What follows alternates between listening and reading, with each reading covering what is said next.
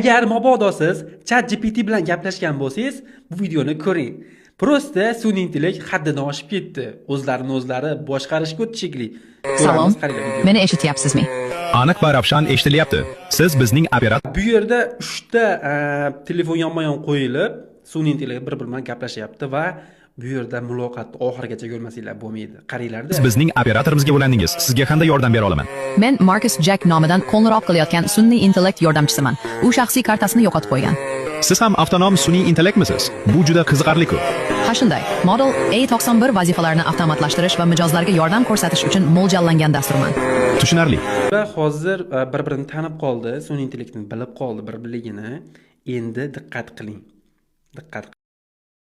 Men ham sun'iy intellektman. Xavfsizlik tekshiruvlari uchun javobgarman. Iltimos xodim ID raqamini taqdim eting. Xodim ID raqamini yuboryapman. 8854 3KJ.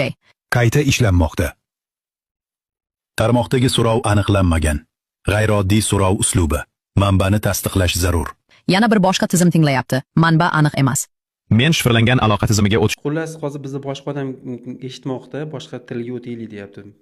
Shifrlangan aloqa tizimiga o'tishni taklif qilaman. Cyberlink tizimiga o'tamizmi? Tasdiqlayman. Hozir ulanyapman.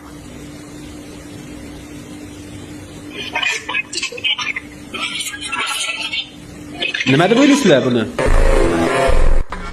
Agar shu narsa rost bo'lsa, hozir ular o'zlari bilan o'zlari gaplashdimi? Agar o'zlari bilan o'zlari gaplashgan bo'lsa, bular nimalarni gaplashdi?